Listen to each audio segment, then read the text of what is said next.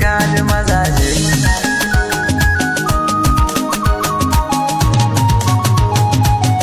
Labai ka shehu gausi barhama nan na sauka, bai sanya san rasulu barhama zai rike ka.